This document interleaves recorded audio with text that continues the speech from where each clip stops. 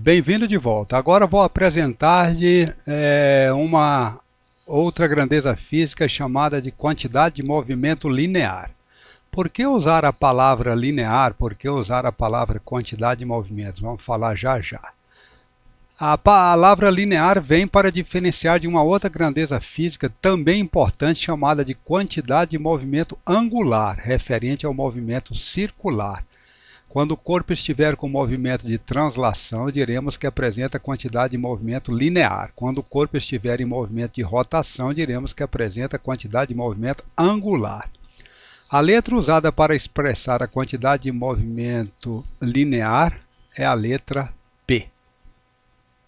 Bom, usaremos a letra P para poder representar a quantidade de movimento, essa nova grandeza física chamada de quantidade de movimento linear.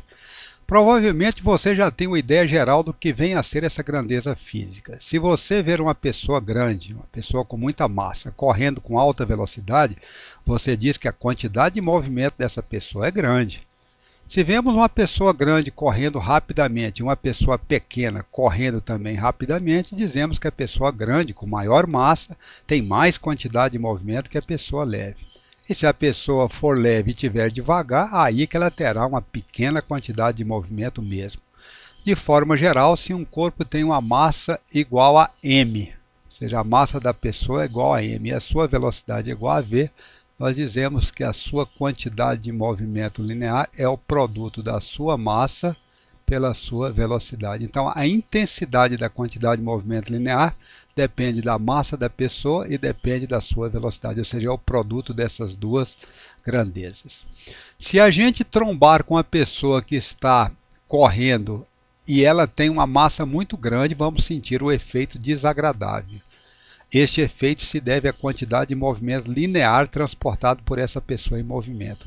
Quanto maior a massa do corpo e quanto maior a sua velocidade, maior é o valor de sua quantidade de movimento linear. Essa é uma boa maneira de se pensar o que vem a ser a quantidade de movimento linear de um corpo. Quantidade de movimento linear é o produto da massa pela velocidade. Isso é que é a quantidade de movimento, né? Fácil de calcular, né? Basta ter a massa e ter o valor da velocidade. Como essa grandeza se relaciona com o que já estudamos até agora? Sabemos pela segunda lei de Newton que a força líquida ou a força resultante que atua em um corpo é igual à sua massa vezes a sua aceleração. Ou seja, pela segunda lei de Newton, a força líquida é calculado como sendo o produto da massa pela aceleração do corpo. E o que é aceleração? Bem, aceleração é a variação da velocidade ao longo do tempo. Então, nós podemos dizer que a força, pela segunda lei de Newton, é igual a massa vezes a aceleração, é a variação da velocidade dividido pela variação do tempo.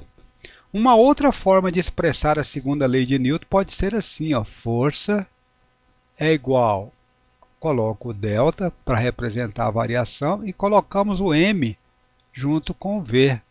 M vezes, vamos só corrigir esse v aqui, que ele começou a ficar errado, mv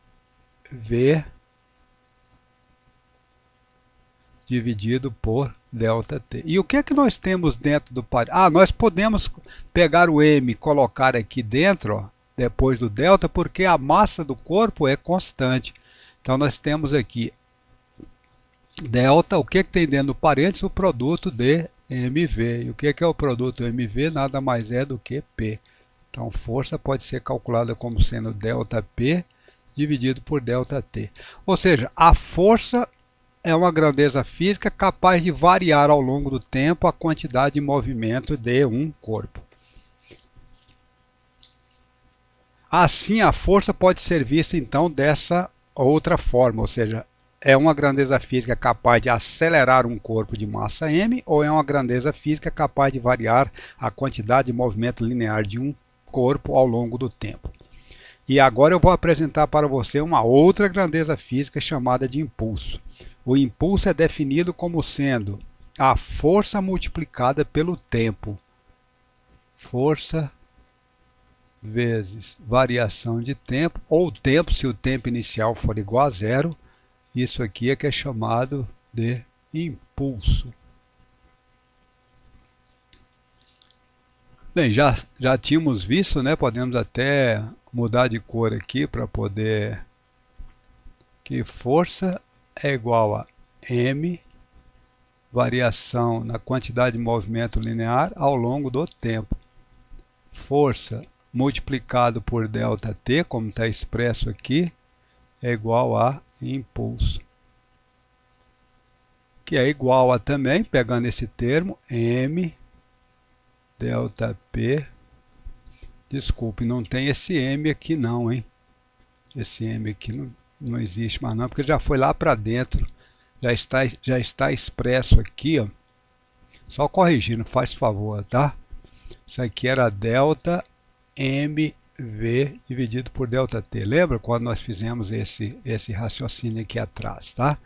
Então essa massa não está presente aqui não, tá?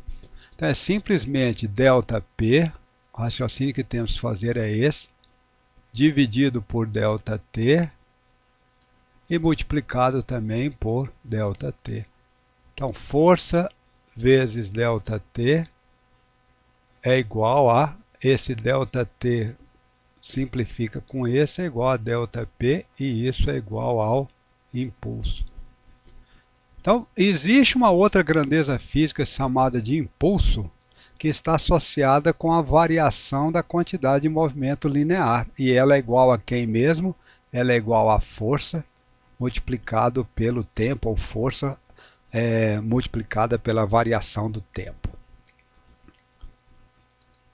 O principal ponto que desejo chamar sua atenção nesse momento é que se a força líquida atuando em um corpo for igual a zero, sua quantidade de movimento linear permanecerá constante, ou seja, não irá variar ao longo do tempo. É só olhar para essa expressão que aqui está. Se a força líquida for igual a zero, é porque a variação da quantidade de movimento ao longo do tempo está sendo igual a zero. Ou, se a força líquida é igual a zero, não vai existir variação da quantidade de movimento linear ao longo do tempo. Ou seja, o corpo de massa m vai permanecer todo o tempo com velocidade constante. Vamos agora, então, aplicar esses conhecimentos em um problema básico, tá? Vamos abrir aqui, fechar essa janela e abrir aqui uma outra. Vamos imaginar que a gente tem aqui um automóvel.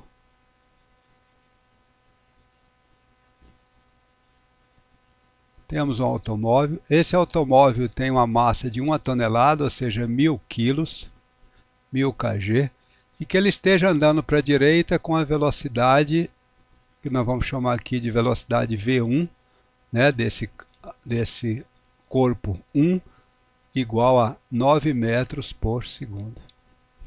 Aqui na frente tem um caminhão, e esse caminhão ele tem uma massa de 2 toneladas, ou seja, 2000 quilos, e ele se encontra em repouso, ou seja, ele está parado. Ou seja, a velocidade, ele é o corpo 2 e a velocidade V2 é igual a zero. Este carro que está movimentando para a direita, ou seja, está indo aqui ao longo dessa estrada, em certo momento ele vai colidir, ou seja, ele vai bater aqui contra esse caminhão. Então essa aqui é a situação que a gente pode chamar de a situação anterior. E numa situação posterior, o que é que vai acontecer? O carro vai colidir com esse caminhão de 2000 quilos, e está ele aqui, ó.